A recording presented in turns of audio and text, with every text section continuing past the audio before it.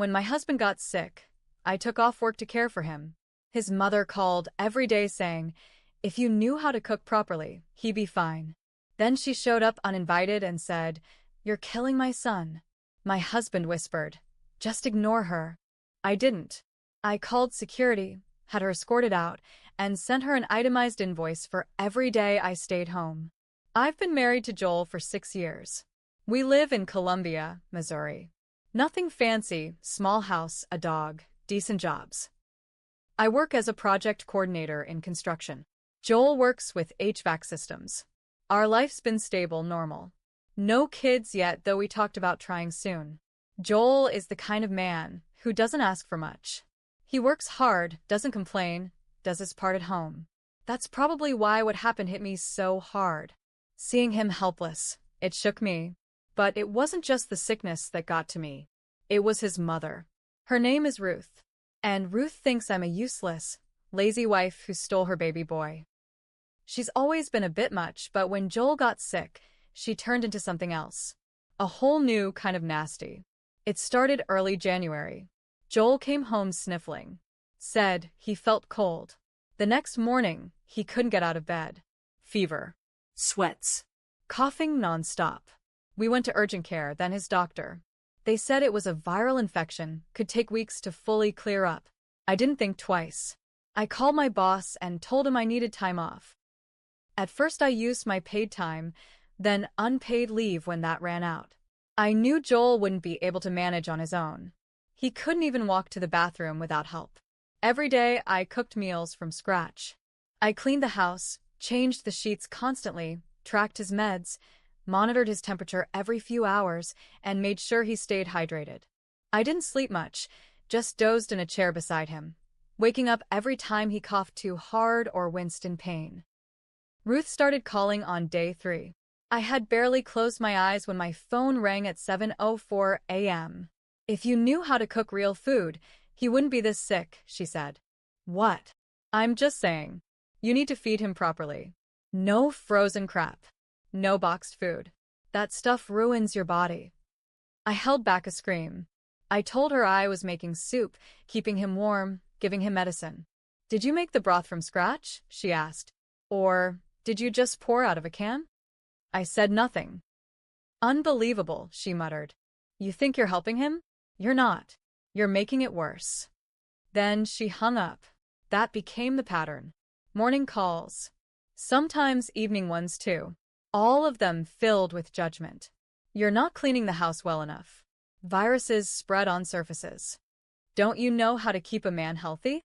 You're too young to understand. He needs someone mature taking care of him. I told Joel about the calls. He winced, said, just ignore her. She'll calm down. But she didn't. She showed up. No warning, no call. Just banged on our front door one Friday morning while I was spoon-feeding Joel oatmeal. I opened the door in pajamas. Hair messy. Eyes tired. And there she stood with her arms crossed and a smug look on her face. Where is he? She said, stepping inside like she owned the place. Ruth, I'm taking care of it. Taking care of it? He looks like a ghost. What have you been feeding him? She stormed into the guest bedroom where Joel was resting. He opened his eyes slowly, tried to smile. My baby, she whispered, bending over him. Look what she's done to you. He tried to talk. Mom, stop, she turned to me and said it. You're killing my son. The words hit me like a slap. And before I could respond, Joel whispered, just ignore her. No, not this time. I walked into the kitchen and picked up my phone. I called the security desk at our neighborhood's HOA. There's an unwanted person in my home, I said. She won't leave. I need someone to remove her. They were there in under 10 minutes. Ruth yelled, cried, begged. I'm his mother. You can't kick me out of my son's house. But I didn't flinch. Not even when she called me names. Not even when Joel looked up at me and whispered, Are you sure? Yes, I said. She's not helping. She's hurting. They walked her out. She kept turning back, shouting things like, You'll regret this, and you don't deserve him. I stood in the doorway and watched the car pull away. Then I went back inside, closed the blinds, and sat down at my desk. I opened Excel and made a list. Every single day I stayed home. Every paycheck I missed. Every prescription I bought. Every grocery receipt. Every meal cooked. Every bottle of Gatorade. Every box of tissues. Every hour spent rubbing his back and helping him to the bathroom. I added it all up. It came to just under $5,300. I printed it out and mailed it to her, with a note that said, "If you're going to accuse me of killing your son, you can at least help pay for what it costs to keep him alive." After I mailed that invoice to Ruth, I thought I'd feel some kind of peace. But I didn't. Not right away. She didn't call, didn't text, didn't even send back one of her nasty voicemails. I waited, half expecting her to show up again, maybe with a lawyer or one of Joel's cousins as backup. But all I got was silence. 3 days later, Joel was finally strong enough to sit up for a few hours at a time. He was pale, thinner, but eating again. I helped him shower. We sat on the couch watching TV like nothing had happened.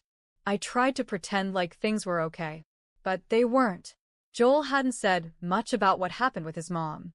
I gave him space, but the tension between us grew thicker every day. One night, while I was making tea, he finally spoke.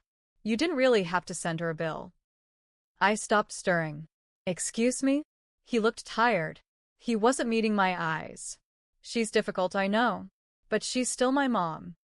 And I'm your wife." I snapped, louder than I meant to. He flinched a little. "I gave up my job to take care of you, Joel. I wiped your face when you couldn't stop throwing up. I barely slept for 2 weeks. And all she did was accuse me of poisoning you." He rubbed his face and whispered, "She didn't mean it. She meant every word. She's hated me from day one, and you've always let her." That shut him up. I left the tea on the stove and went to bed without him. I could hear him cough a little around midnight, but I didn't get up. The next morning, there was an envelope on the kitchen counter. Handwritten. From Ruth. She had mailed a check. For $2,650. Half the amount. There was a note with it. "Since you think caring for my son is a job, here's your paycheck. Guess that makes you a nurse, not a wife." I stared at it for a long time. My hands were shaking. Not from anger. From something worse, hurt.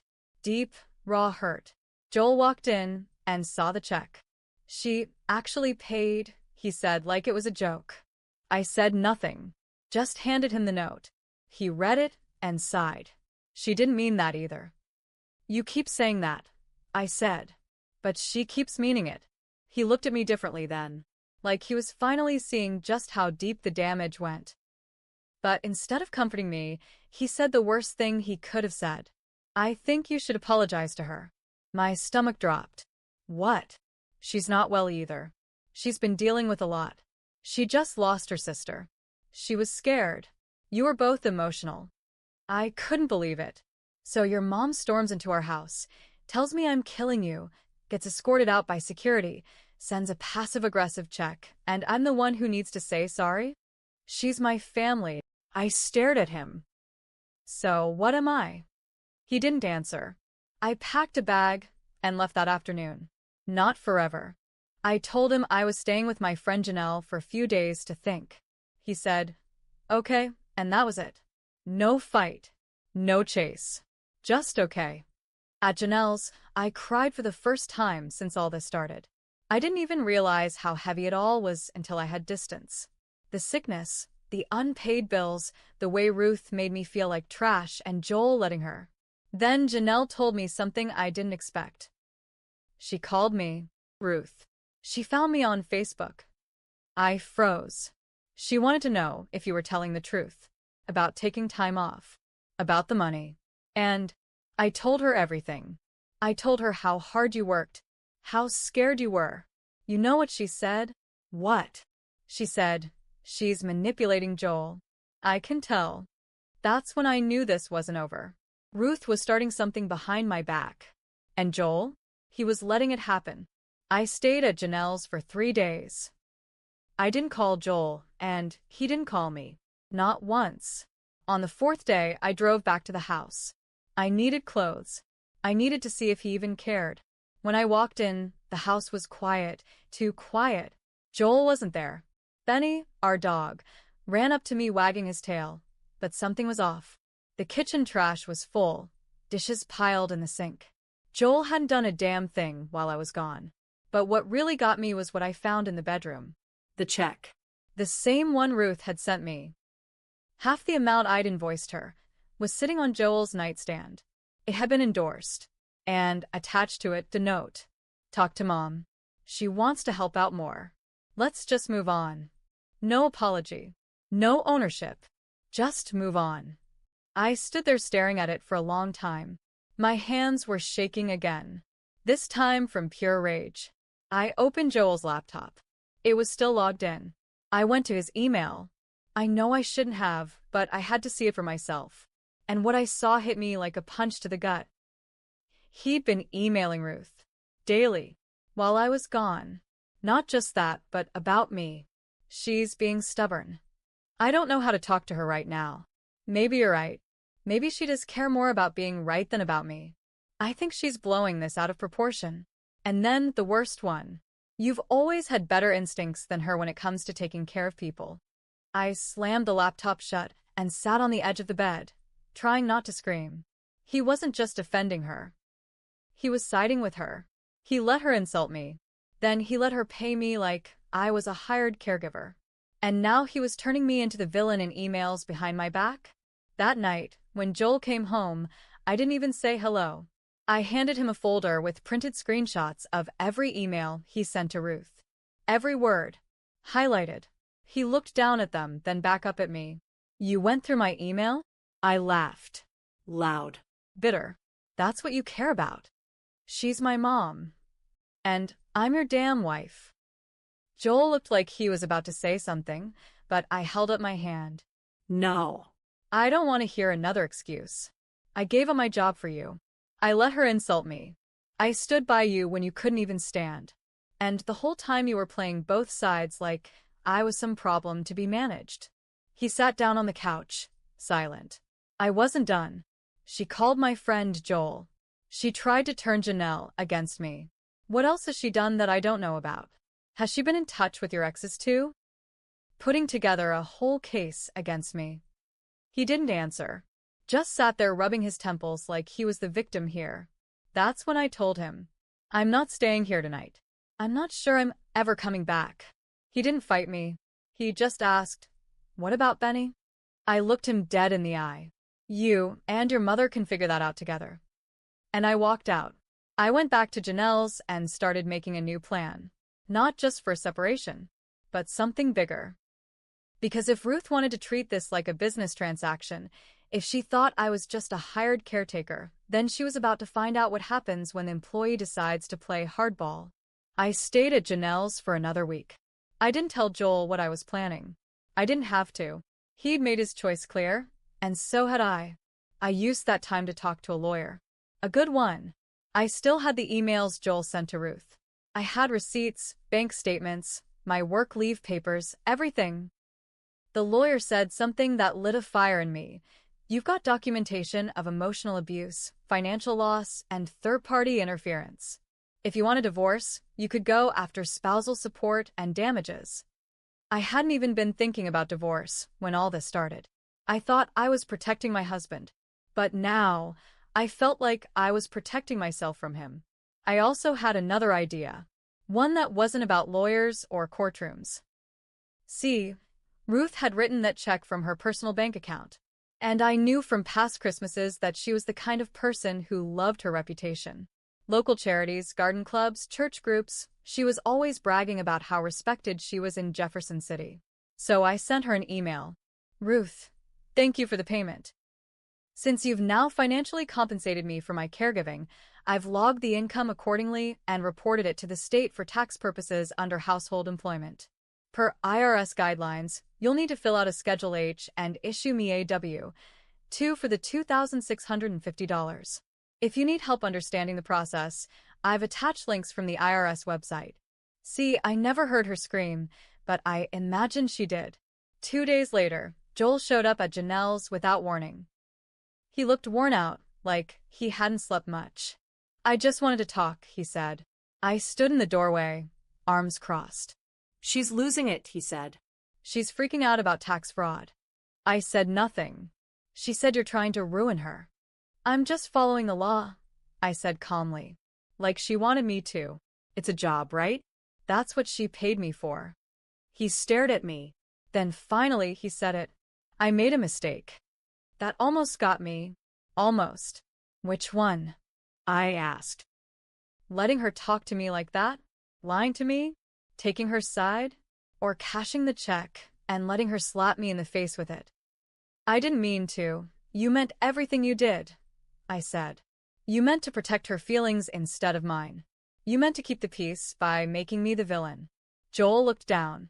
What do you want from me? I took a deep breath. I want you to sign the divorce papers when they come. His mouth opened, then shut again. I already filed, I said. You'll get served this week. He didn't argue. He just nodded slowly. As he walked away, I stopped him. Oh, and Joel. He turned. Tell your mother I claimed the full amount on my taxes. She better do the same. Would hate for the IRS to find out she paid someone under the table. He looked stunned. Then he left. 2 months later, the divorce was finalized. I got spousal support for a full year and kept the car. Ruth never spoke to me again, not directly anyway. But I heard through a mutual friend that she tried to host a fundraiser that got canceled last minute when someone anonymously forwarded a tip to the organizers about her employment dispute. Petty? Maybe. But you know what? I gave up my time, my job, my sleep, and my heart to take care of a man who let me be torn apart by his mother. They treated me like I was disposable. So I made sure they felt what that really means. And I slept just fine after that.